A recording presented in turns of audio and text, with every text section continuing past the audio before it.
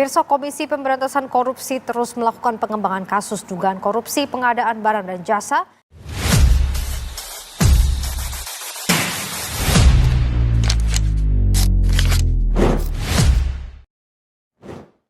Korupsi adalah kejahatan kemanusiaan, merupakan bahaya laten yang menghambat perjalanan sebuah bangsa dan menjadi permasalahan pada sebuah bangsa.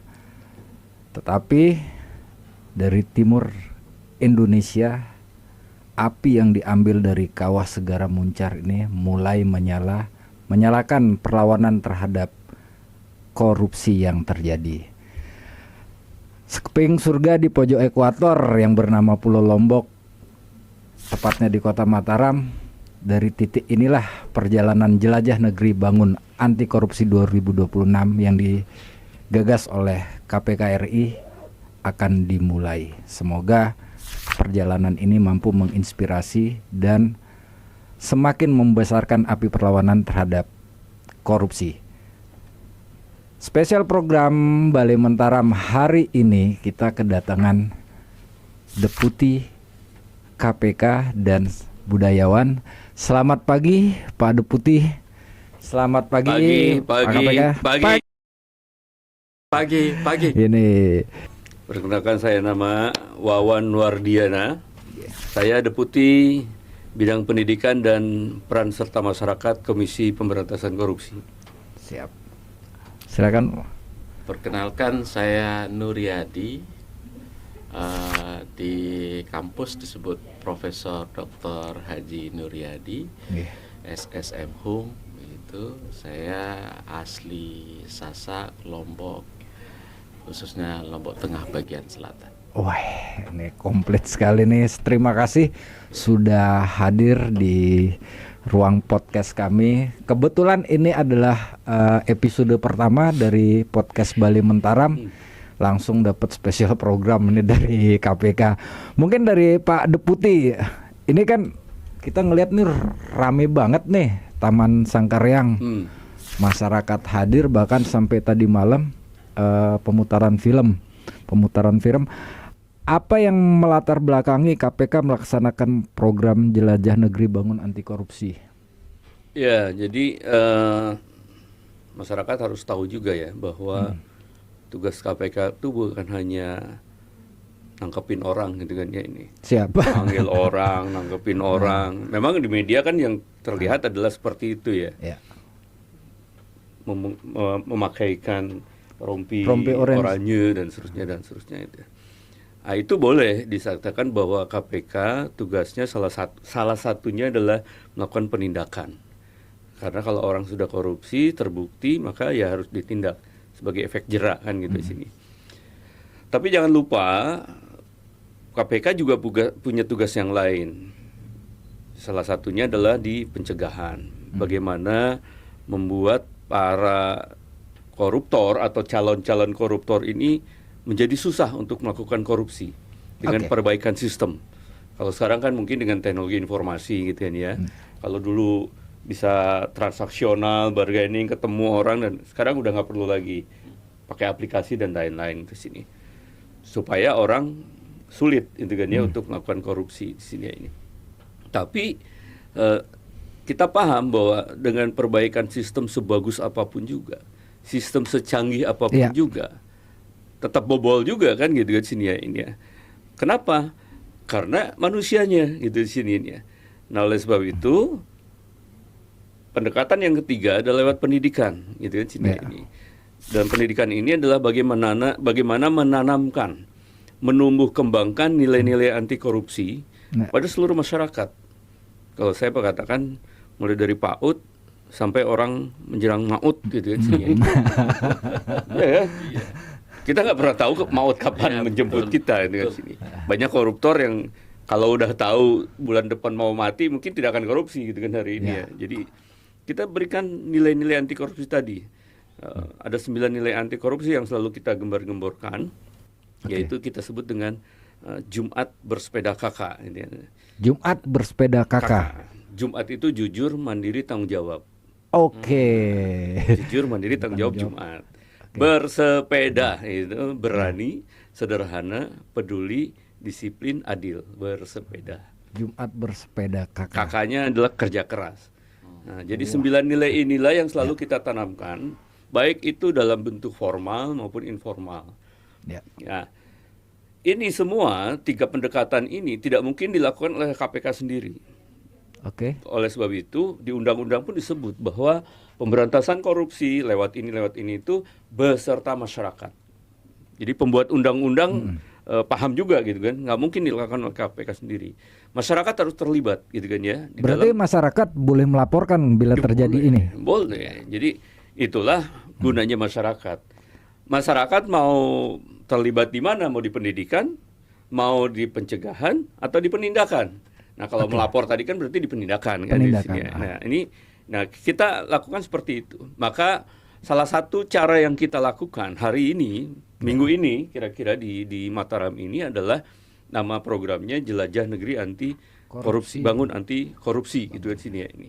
Nah ini adalah mengajak serta masyarakat bersama-sama dengan masyarakat kita melakukan sosialisasi kampanye anti korupsi dengan harapan tentunya masyarakat jadi tahu gitu kan. Oh yang gini korupsi, yang ini nggak boleh gitu kan sini. Nah berikutnya apa? Harapannya masyarakat juga ikut serta. Oke. Nah, di mana ikut sertanya? Ya tadi kalau mau melaporkan berarti di penindakan, gitu kan ya.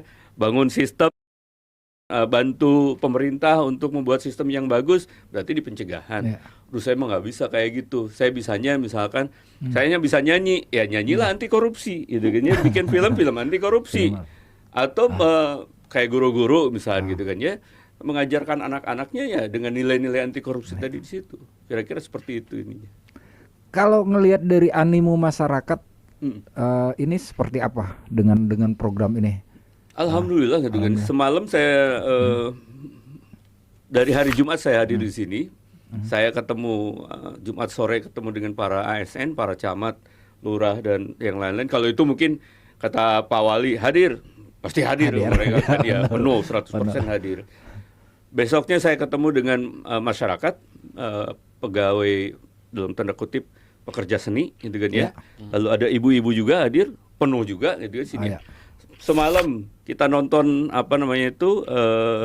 film-film anti korupsi, penuh juga.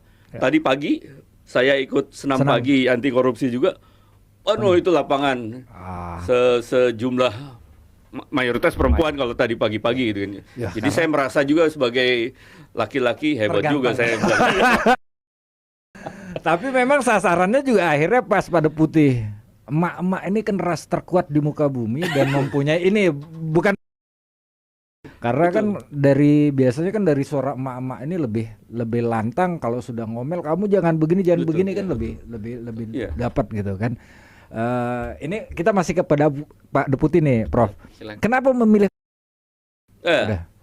Kenapa kota Mataram nggak kota yang lain gitu kan? Ya. Jadi sesungguhnya Jelajah Negeri Anti Korupsi ini sudah kita lakukan sejak 2021 yang lalu, gitu kan sini ini. Jadi di Jawa, Jawa Barat, Jawa Tengah, Jawa Timur, gitu kan ya. Kemudian kita lewat ke Sumatera tuh. Ya. Sumatera itu mulai dari Lampung gitu kan, Jambi, kemudian sampai ke Aceh itu di situ ya. Sampai 2 tahun kalau ke Sumatera itu agak jauh jadi 2 tahun tuh. Nah, dulu kita pakai bis besar gitu kan ya.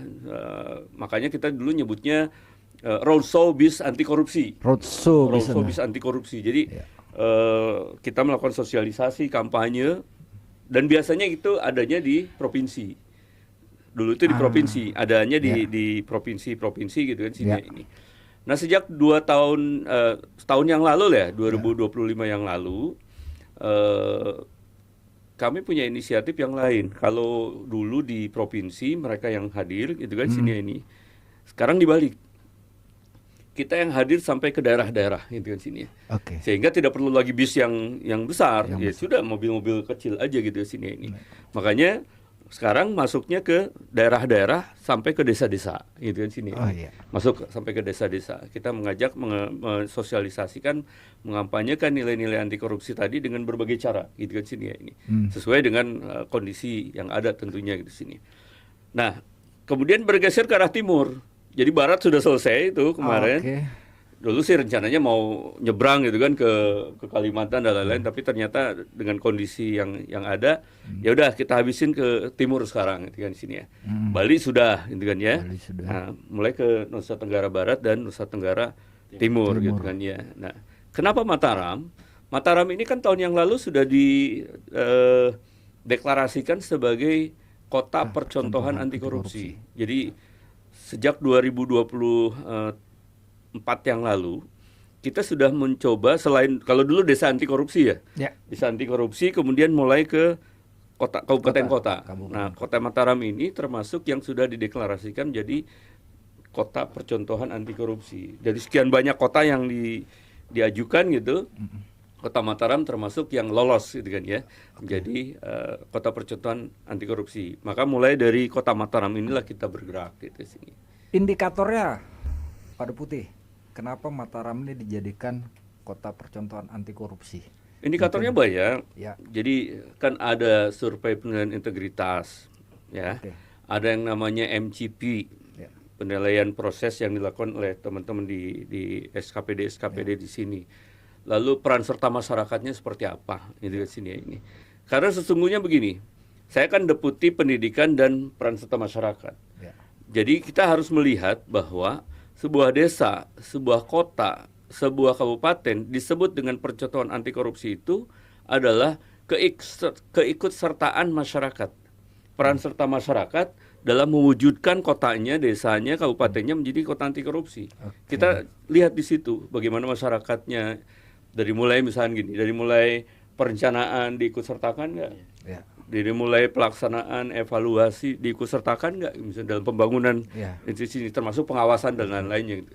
Keterbukaan Pemkotnya gitu kan ya, dengan masyarakat seperti apa? Apakah masyarakatnya acuh tak acuh tidak gitu kan sini ya, dengan kondisi di sini. Nah, kalau sekilas aja saya melihat selama 2 hari 3 hari ada di sini gitu, antusiasme masyarakat gitu ya sini ya, menyambut kegiatan ini.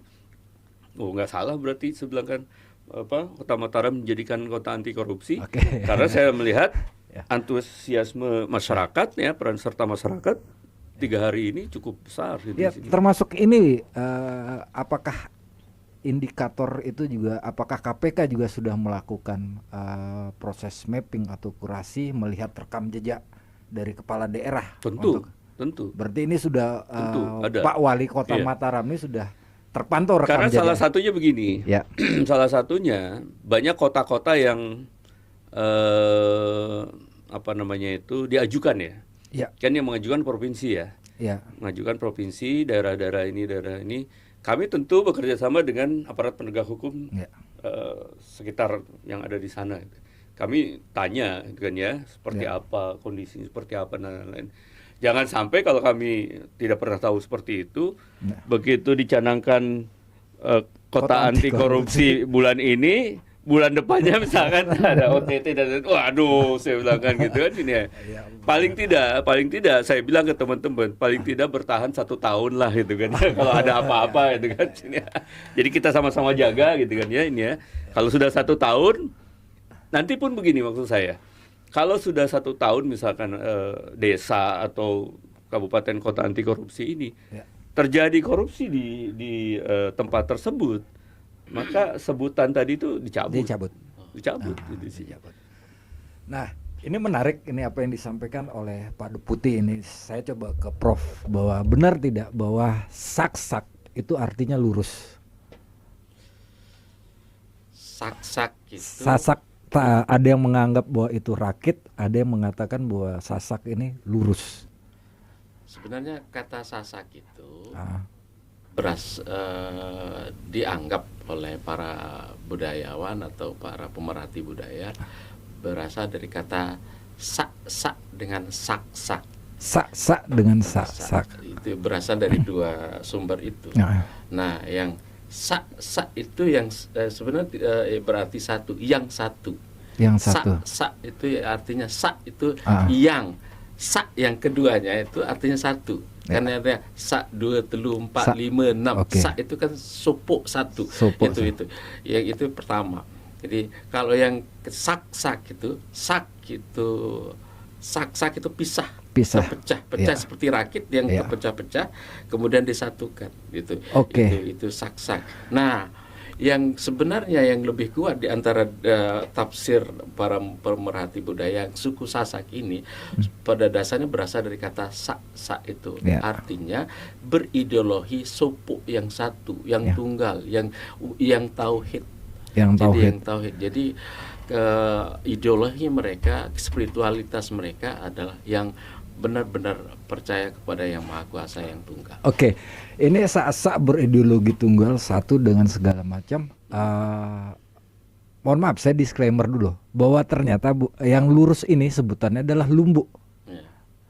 Lumbu ini berarti lumbu atau lombo ini berarti lurus. Lurus nih. Nah, melihat dengan kondisi kekinian bahwa terjadi KPK memilih kota Mataram sebagai titik awal perjalanan jelajah negeri bangun anti korupsi ini, dengan tadi disampaikan oleh Pak Deputi bahwa ada sosok pemimpin yang ternyata pemimpin yang ada di Pulau Lombok dan Lumbu, hidupnya Lumbu. Ini menurut kacamata Prof ini membangun budaya anti korupsi ini yang kita awali dari kota Mataram ini untuk kita sebarluaskan ke pulau yang lurus. Ini seperti apa, Prof? Begini konsepnya.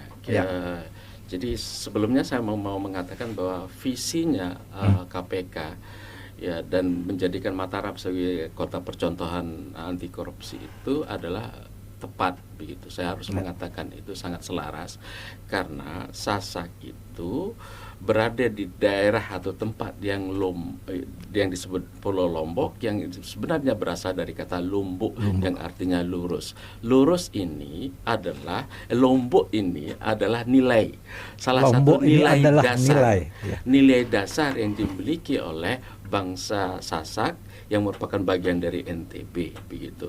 Karena lurusnya orang Sasak itu artinya lurus secara perikatan hubungan interrelasi antara hamba dengan Tuhan. Jadi apapun yang menjadi perintah Tuhan dan larangan Tuhan melalui kitab suci yang diajarkan melalui ajaran agama khususnya Islam itu menjadi pedoman utama, menjadi pegangan utama spiritualitas dan pandangan hidup orang Sasak begitu. Jadi disitulah nilai itu yang kemudian selaras dengan konsep Hanif itu alif itu tanda alif itu. Makanya orang Sasak sangat suka dengan tanda alif itu karena lurus itu yang nyambung antara hamba dengan Tuhan begitu. Itu yang kemudian itu nilai itu kemudian itu mencirikan dua karakter di dalam yang dimiliki oleh orang Sasak, yaitu pertama honest, yang honest itu yang jujur, dengan frankness itu saya pakai bahasa barat supaya terkesan keren gitu. Frankness itu artinya terus terang begitu. Jadi orang Sasak itu sangat pada dasarnya adalah orang yang terbuka. Orang yang terbuka baik secara ucapan maupun dalam bentuk perilaku begitu. Karena didasari oleh konsep ideologi yang menjadi nilai itu, yaitu Lombok itu tadi. Jadi sangat selaras jikalau kemudian berkaitan dengan KPK yang anti korupsi, yang menjadi lembaga yang sangat kuat menjaga negara ini bersih dari korupsi. Nah, orang Sasak itu memiliki karakter terus terang yang berusaha untuk mengikuti apa yang menjadi perintah dan larangan Tuhan dengan konsep hubungan interrelasi antara hamba dengan Tuhan itu. Kemudian di dalam berperilaku pun yang apa adanya, yang terbuka dan terus terang, sehingga dia sangat apa adanya. Kalau misalnya terjadi tawaran untuk ini, dia berusaha untuk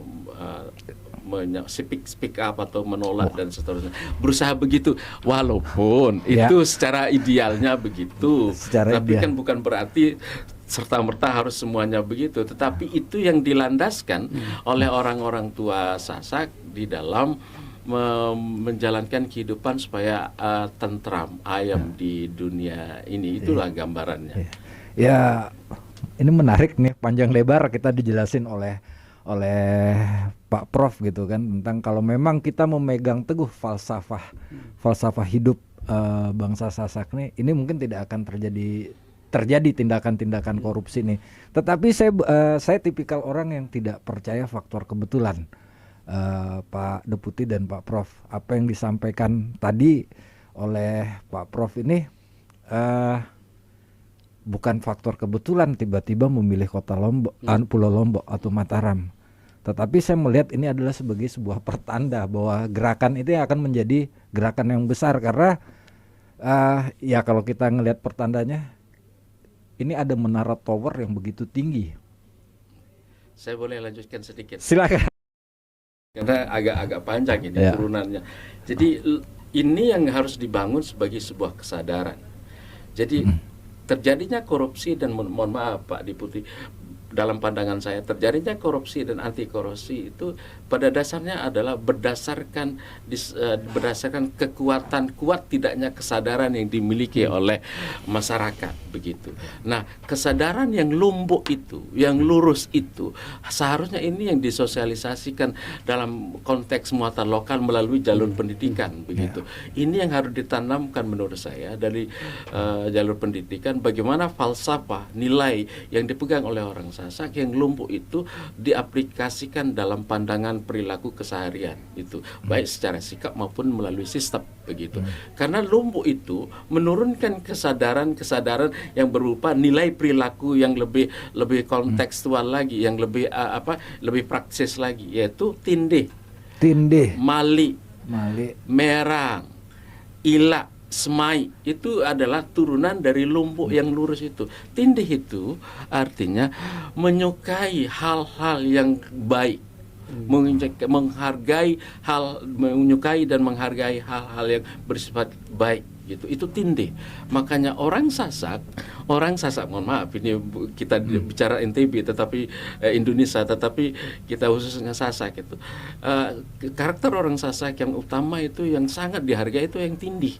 Aplikasi yang lumpuh itu tadi, yang tindih itu seperti apa? Sangat menghormati orang, tidak sombong, jujur, seperti yang menjadi nilai-nilai KPK anti korupsi yang disebut oleh Pak Deputi tadi, selaras di situ. Itu karakternya orang Sasak itu yang tindih itu. Jadi sangat khas itu, sangat khas tindih. Kemudian yang kedua adalah mali. Mali itu adalah nilai yang berusaha yang menjadi pengikat atau benteng dari seorang manusia Sasak untuk tidak boleh melakukan hal-hal yang dilarang. Mali itu artinya, kalau Anda pamali, kalau mungkin kalau orang pamali, orang Sunda pamali, pamali Sunda. Itu di sini mali itu berusaha untuk menghindarkan diri untuk melakukan hal-hal yang bersifat dilarang atau membawa aib bagi dirinya dan keluarganya begitu. Itu mali gitu. Jadi jangan orang tua kita, leluhur kita di Sasak itu sangat kuat dengan konsep mali. Baru kemudian ila. Ita itu kan malu. Jadi untuk tidak membawa supaya terhindar dari dirinya, maka dari perbuatan-perbuatan jahat, anti korupsi itu perbuatan yang tidak baik begitu, maka dia harus membentengi juga dengan ila. Bagaimana supaya konsep ila itu, nama besar keluarga, nama baik diri itu tetap terjaga, maka dia harus memasangkan ilanya itu sebagai nilai yang membentengi dirinya. Itu kurang lebih begitu. Baru merang itu adalah karakter yang berusaha, kalau ini yang perlu menurut saya membantu korupsi itu, membantu KPK dalam arti memerangi korupsi adalah dengan menghadirkan merang orang Sasak. Merang itu artinya bersikap tegas dan menolak, bahkan memerangi korupsi. Itu nilai yang diajarkan oleh leluhur orang Sasak. Saya kira itu. Jadi bro, tindih, mali, bukan bali, nanti itu nama orang. Tindih, mali, merang, ila. Dan yang terakhir semai itu artinya hidup yang apa adanya. Cukup. Yang apa adanya semai, apa yang diperoleh disyukuri, yang tidak didapat ya tidak apa salah. Kurang lebih gitu, semai gitu. Semai gitu. Ini yang kalau dalam agama mungkin yang hidup yang wasatiyah, yang pertengahan, yang tidak ekstrem kanan atau ekstrem kiri. Gitu. Ini kan jujur Prof, ini jarang sekali tiang mendapatkan ini pemahaman tentang tadi lima falsafah lah yang kita anggap gitu loh. Karena kalau ini ini terus disosialisasikan, saya pikir akan memberikan impact yang cukup luar biasa. Karena begini Pak Deputi, masyarakat Sasak paling takut kalau sudah ada orang tua marah, terus misal marah ke saya dibilang ndek tahu adat kamu.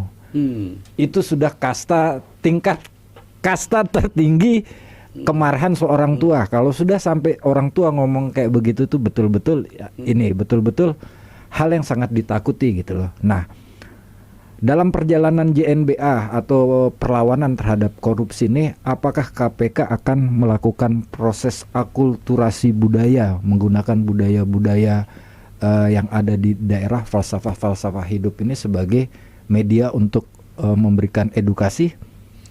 Ya tentu saja bahwa yang tadi saya sebutkan ya, dari PAUD sampai menjelang MAUD itu, di dalamnya itu kan dinamika kehidupannya sangat beragam gitu kan situ ya ini.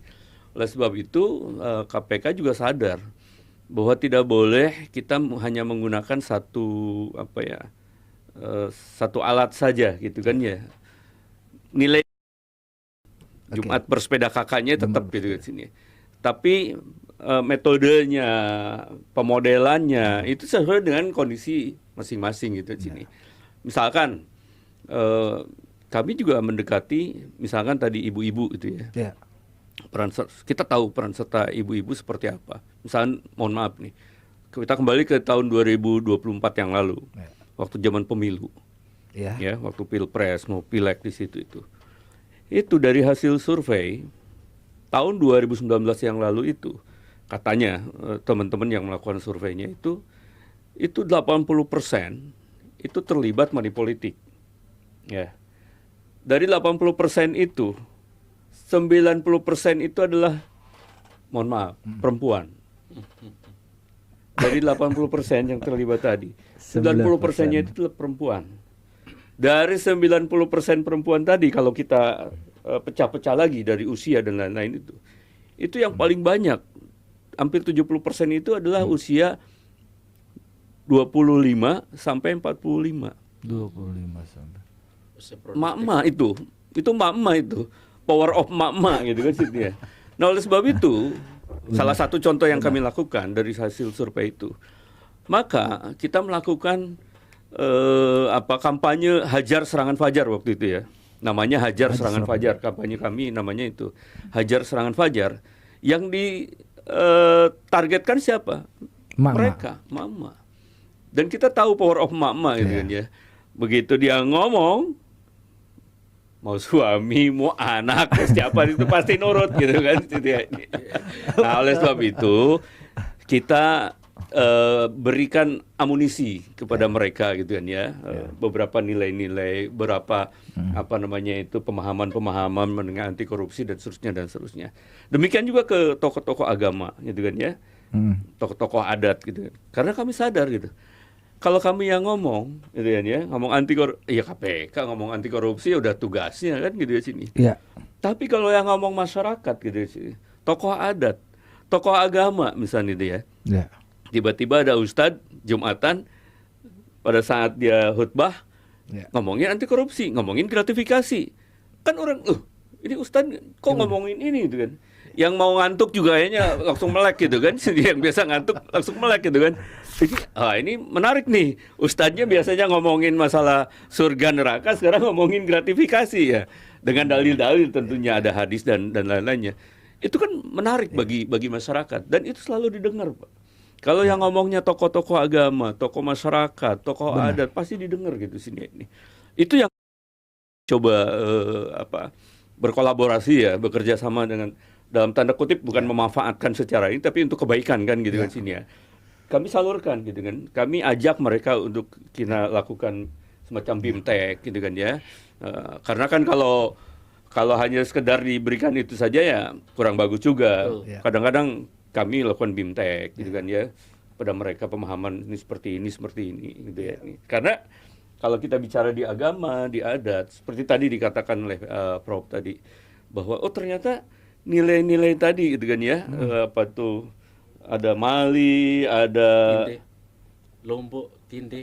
Tindi, kemudian ada Ila, itu kan satu rangkaian juga, sama juga dengan nilai-nilai yang sedang kami, itu lebih bagus lagi kan gitu kan ya. Kalau ke masyarakat, selain ngomongin Jumat bersepeda kakak dengan nilai-nilai tadi gitu di sini ya. Tambah lagi dengan nilai, kalau dari sudut agama ya dengan bahasa agama tentunya. Itu jauh lebih efektif dibandingkan kalau orang KPK yang ngomong itu. Kalau orang atau di medsos orang KPK ngomong ya orang KPK biasa gitu kan ya, memang udah tugasnya kan gitu kan sih. Tapi justru kami sedang menggalangkan ke teman-teman itu ya, menggerakkan masyarakat berperan sertanya nggak usah jauh-jauh deh dengan kalau tadi ya mau jadi pelapor dan lain-lain itu nggak gampang gitu. Kalau mau berperan serta itu nggak gampang. Minimal kalau di kami harus ikut BIMTEK dulu selama 3 hari 3 malam. Oke. Mau jadi pelapor yang baik ya, dipelajari investigasi dan lain-lain. Aduh susah amat. Ya udah, yang paling gampang apa? Di medsos saja nulis sesuatu gitu kan sini ya, dengan bahasa dia sendiri gitu kan sini. Ngomongin masalah anti korupsi. Dan itu lebih menarik gitu sini ya. Kalau kita dorong yang ngomong masalah korupsi, anti korupsi ini lebih banyak masyarakat, jangan orang KPK. Kalau orang KPK yang ngomong udah biasa, Pak. Udah tugasnya dia bilang kan gitu. Tapi kira. misal begini, Pak Deputi, masyarakat mau ngelapor karena ya nggak tahu dari kacamata Sony kan KPK ini jauh banget nih di Jakarta. Sedangkan ada kondisi-kondisi di daerah yang kadang kan masyarakat saking keselnya saya lapor KPK kamu begitu. Nah, tindakan pelaporannya apakah bisa dilakukan di melalui direct message atau segala macam? Bisa. Udah zamannya sekarang, udah zaman internet kayak gini, masa harus datang ke KPK juga itu kan sini. Benar. Sekarang pakai email bisa, telepon 198 bisa, ya. Email pengaduan juga ada. Pengaduan @kpk.go.id kalau email. Ada juga kalau mau pakai sistem KWS. KWS itu KPK Whistleblower. .kpk.id masuk ke situ. Atau dapat WA bisa juga gitu kan ya. Atau lewat SMS bisa juga gitu sini ini. Kenapa enggak itu sini? Jadi kalau kita di terakhir kita sebutin ya. nanti ini laporan kemana. Ini kebanyakan catatan saya nih. Ya. Dari daerah jauh-jauh rombongan datang ke KPK ke Jakarta. Itu habis biaya berapa itu kan sini. Ya mungkin sampai wisata ke Monas juga gitu kan sini. Nyampe ke sana, habis lapor ke KPK. Terus keluar ketemu media kan? Lapor ke media, ya percuma, Pak. Udah lapor ke KPK, lapor ke media, ya percuma. Kenapa percuma saya bilang kan gitu ya sini. Ini orang nggak serius nih, bilang gini. Kalau serius, lapor ke KPK selesai. Nggak usah lapor ke media. Ini orang misalkan dari sini ya, dari Lombok misalnya ya. Jauh-jauh ke sana melaporkan seseorang di sini.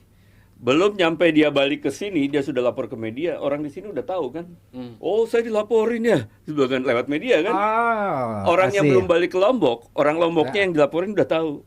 Berarti kan Hancurin, Pak. Bukti-bukti yang disebutin tadi hilangkan gitu. Sehingga begitu KPK nggak ada tuh bukti-buktinya kan gitu sini. Ya. Nah, itu. Jadi kalau sudah lapor KPK, sebaiknya keep gitu kan. Jangan ke yang lain lagi. Sebab perlindungan yang diberikan oleh KPK. Begitu lapor ke KPK dia dapat perlindungan.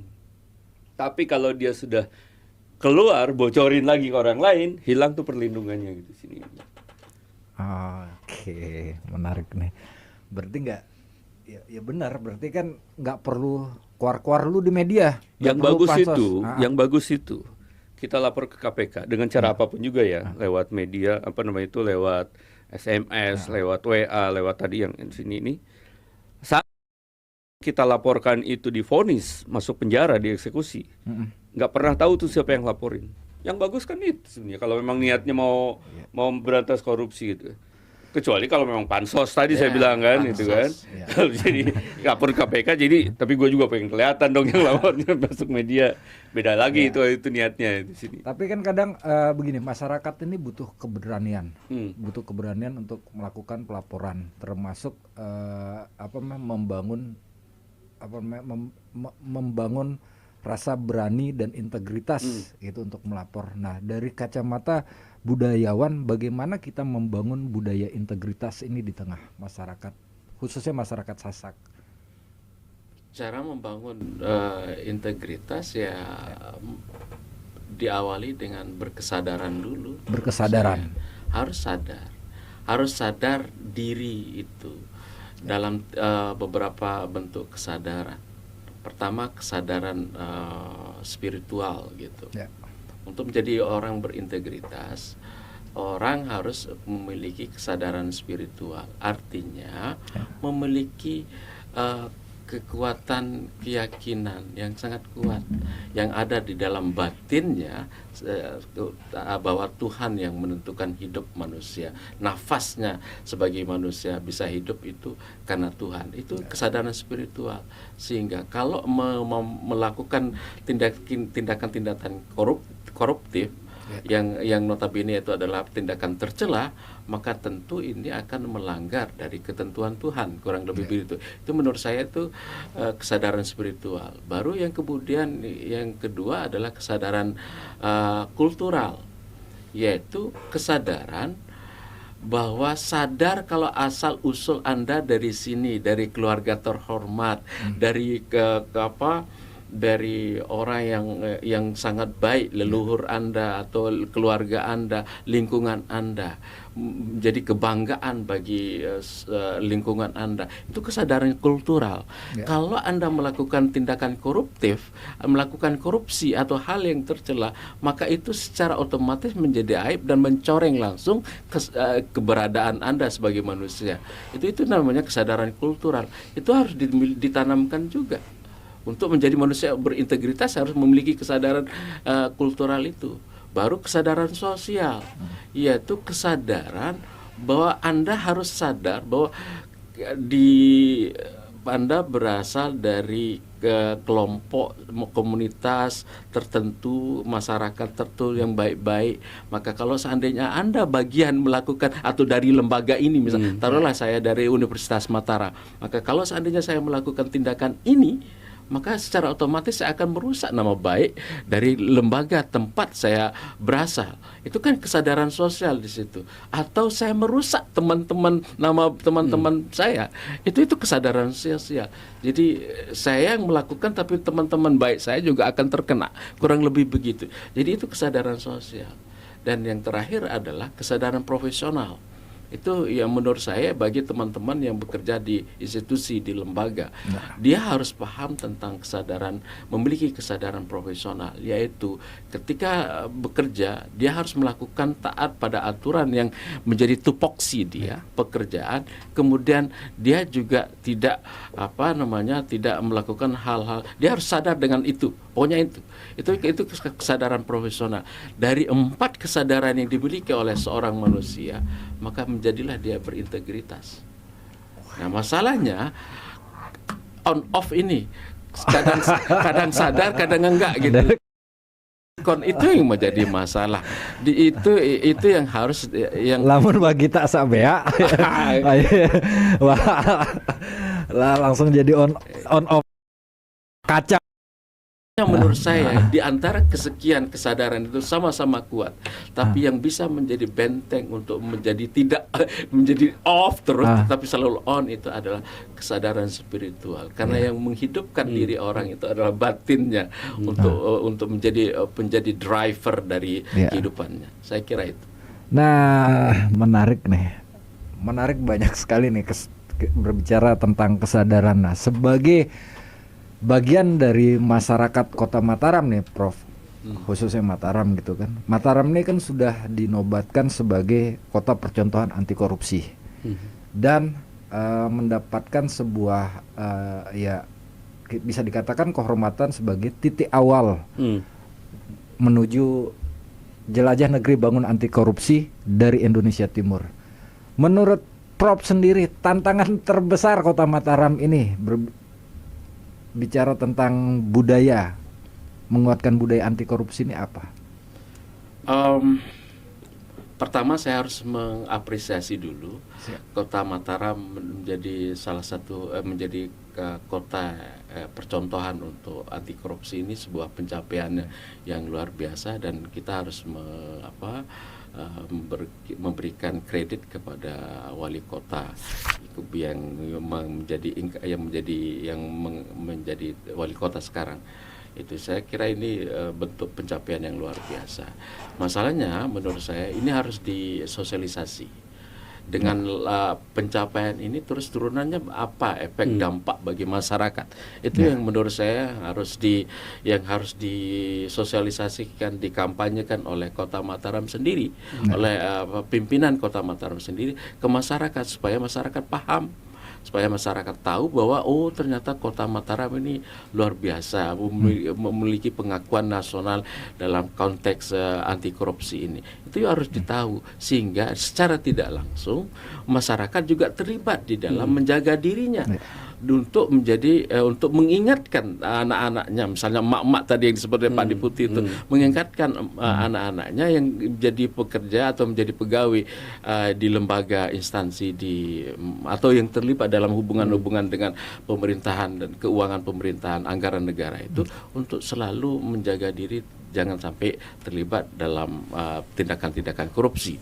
Maka itu yang harus dilakukan menurut saya sebagai turunan dari pencapaian ini, sehingga semua, tidak hanya tidak hanya pemerintah tetapi masyarakat juga merasa memiliki pencapaian ini. Ada sense of belonging, yang dimiliki oleh masyarakat Sasak, masyarakat Kota Mataram yang multikultur ini, untuk menjaga kota ini untuk tetap menjadi percontohan bagi kota-kota yang ada di Indonesia. Saya kira saya tambahin dikit ya. Siap. Jadi yang disebut dengan kota percontohan anti korupsi itu bukan wali kotanya yang anti korupsi, bukan pegawainya yang anti korupsi, tapi ini adalah bagian seluruh masyarakat yang berada di kota ini di sini. Karena yang dinilai itu bukan hanya teman-teman di Pemkot, ya, tapi masyarakatnya juga dinilai gitu di sini. Ya. Seperti desa juga sama. Desa anti korupsi itu bukan kepala desanya yang anti korupsi, bukan. Tapi ini adalah satu kesatuan, bahwa di situ ada peran serta mungkin ibu-ibunya, mungkin peran serta pemudanya, gitu kan ya, peran serta tokoh agamanya, adat, semua sama-sama di situ untuk menciptakan Kota Mataram ini menjadi anti korupsi. Dan hasil penilaian itu ternyata oke, gitu ya sini ini. Jadi keterlibatan semua stakeholder yang ada di sini, termasuk masyarakatnya tentu di sini ini adalah menyebabkan salah satunya adalah Kota Mataram dideklarasikan menjadi kota percontohan anti korupsi gitu sini. Berarti begini Pak Deputi, berarti ini adalah kerja kolaboratif semua pihak yang mengakibatkan dampaknya adalah bahwa Mataram akhirnya terpilih sebagai kota anti korupsi. Dan betul, tadi saya setuju. Mungkin Pemkotnya yang harus mensosialisasikan ke masyarakat bahwa ini bukan kami yang anti korupsi loh. Ini kita semua gitu. Sehingga kalau rasa memiliki itu ada ya, si masyarakat merasa, oh, saya juga berarti harus anti korupsi dong kalau kayak gitu gitu di sini ya. Maka itu akan menjadikan kesadaran yang penuh tadi. Jadi tidak ada lagi misalkan gini, petugas pelayanan misalnya. Masyarakat nyogok misalnya, ngasih gratifikasi. Sekarang udah nggak ada lagi karena masyarakat sendiri juga bagian dari anti korupsi tadi gitu sini. Jadi tidak hanya mereka yang diberikan sosialisasi nggak boleh nerima, nggak boleh, masyarakat juga sadar gitu bahwa saya udah nggak boleh lagi gitu sini. Ya mungkin termasuk juga anak-anak peserta didik gitu kita berikan ini sosialisasi. Apalagi sekarang SPMB nih. Bener dia kan. Pas nih gitu. Jadi supaya mereka juga generasi muda ini punya pride atau kebanggaan terhadap kotanya. Betul. Secara tidak langsung mereka juga akan menjadi mata-mata, kamu korupsi kita laporin gitu kan. Begitu aja. Jadi peran serta masyarakat tadi dalam berbagai aspek terserah gitu di sini. Sebagai pengawas gitu kan ya. Atau membantu sosialisasi atau membantu Pemkot membuat sistem-sistem yang bagus mungkin gitu. Oke. Kalau dari Pak Deputi sendiri, harapan dari kegiatan JNBA ini sendiri seperti apa? Ya tentu dengan konsep yang sudah kami buat gitu kan ya, dan disepakati oleh Kota Mataram gitu kan ya, teman-teman di Pemkot di sini, kami tidak ingin yang namanya hit and run gitu ya. Kami bikin acara di sini selesai terus kami pindah ke yang berikutnya. Terus apa yang ditinggalkan di sini? Ya nggak ada. Kami nggak mau gitu di sini ya. Makanya dari awal juga kita bikin konsepnya adalah kolaborasi tadi dengan Pemkot dan masyarakat di sini dengan beberapa program yang kita berikan ke teman-teman di sini itu. Sepulang kami meninggalkan Kota Mataram ini, insya Allah hari Selasa kami sudah pindah gitu di sini. Bukan berarti nilai-nilai anti korupsinya itu selesai, enggak gitu. Justru ini hanya men-trigger aja gitu kan, hanya men-trigger bahwa di sini udah bagus loh gitu kan ya ini ya. Kemudian di-trigger dengan kegiatan ini, masyarakat kumpul, kemudian kita sosialisasikan beberapa hal gitu kan ya, termasuk nilai-nilai tadi di situ, kemudian kegiatan-kegiatan yang lain. Ya kita berharap nanti setelah kita keluar ini terus berlanjut gitu di sini. Terus berlanjut dengan mungkin program-program yang lain yang tidak jauh dari nilai-nilai apa yang sudah kita ajarkan tadi. Apalagi tadi dikolaborasikan, digabungkan dengan nilai-nilai yang lokal tadi. Kearifan lokal yang ada di sini kan tuh jauh lebih bagus gitu di sini. Siap. Kalau dari Prof sendiri harapannya dari kegiatan ini? Pertama, saya sangat mengapresiasi apa yang dilakukan oleh KPK memiliki program terkait dengan di konteks Trisula itu ya, bagian pendidikan dan pencegahan. Selain penindakan yang kita lihat memang pendidikan terus identik dengan KPK itu kan penangkapan dan sampai kita geleng-geleng kepala kok udah habis-habis gitu. Yang mohon maaf saya harus mengatakan bagian Trisula yang ujung Trisula yang pendidikan dan pencegahan itu tidak begitu menonjol.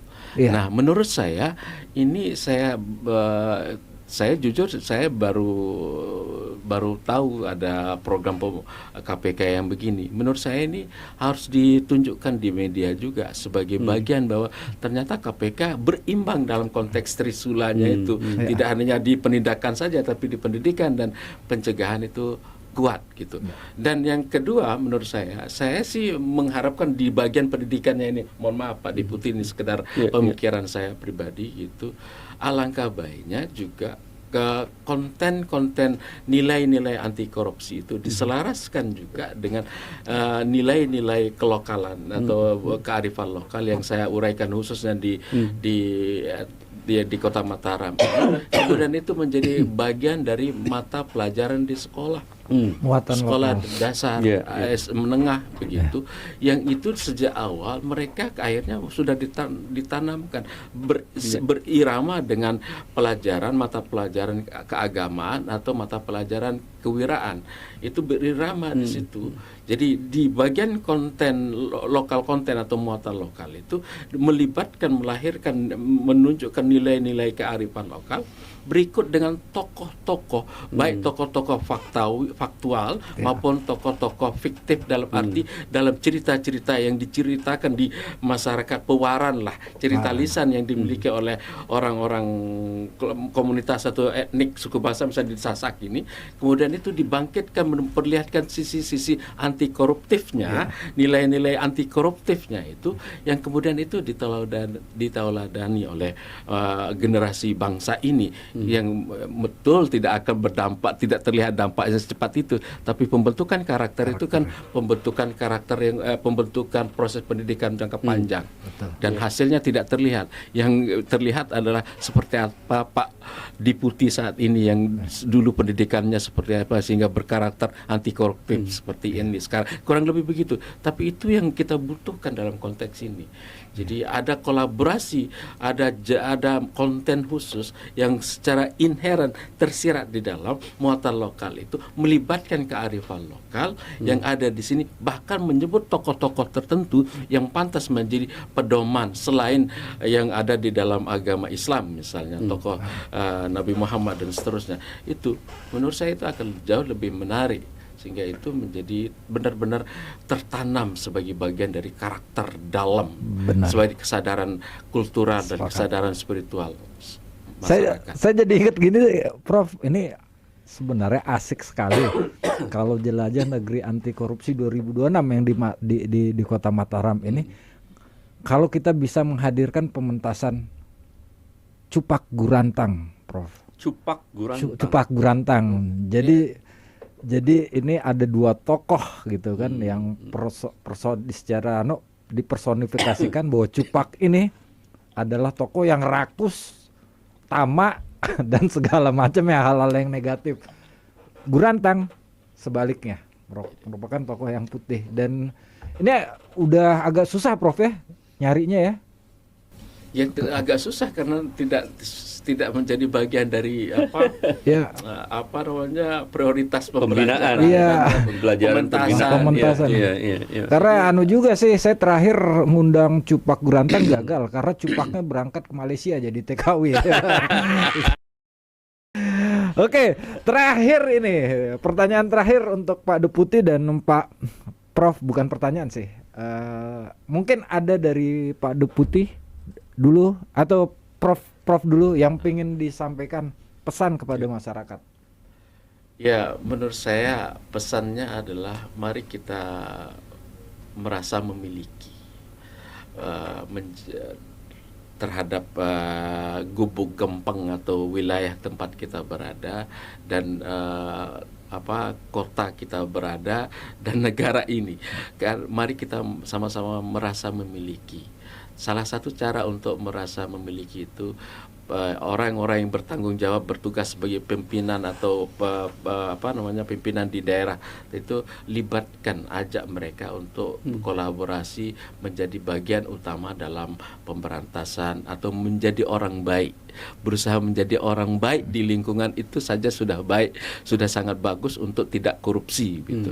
Menjadi orang baiklah syarat mutlak untuk melanjut menerapkan nilai-nilai anti korupsi atau nilai-nilai keislaman dan nilai kebudayaan itu. Kalau tidak, maka diri Anda, masyarakat Anda, keluarga Anda akan rusak gara-gara Anda sendiri yang melakukan itu.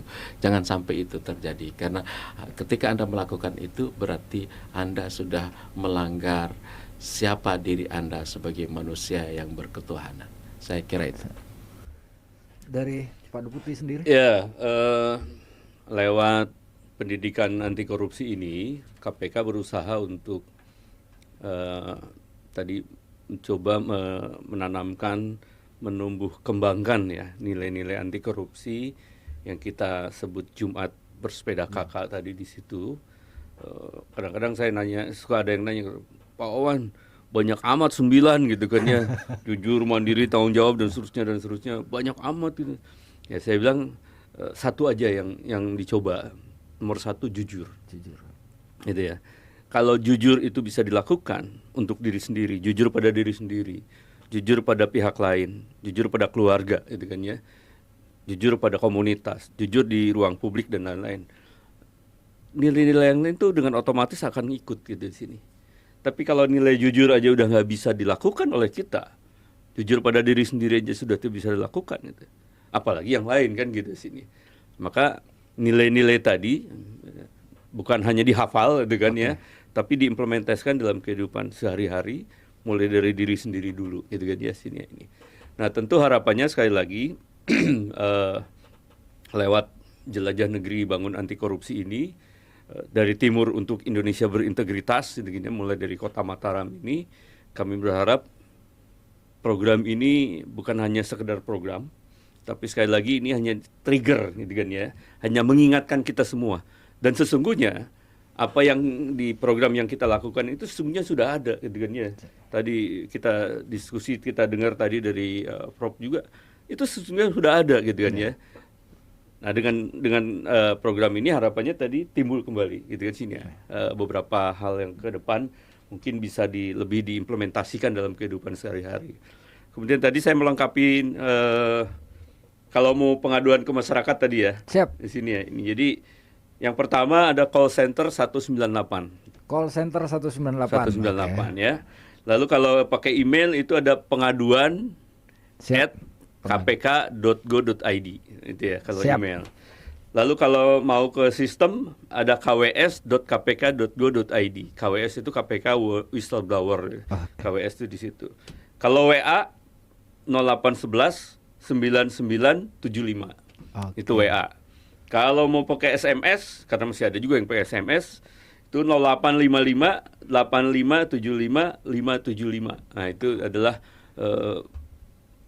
modal kita untuk mengadukan siapapun juga pada KPK, tidak harus langsung datang ke KPK.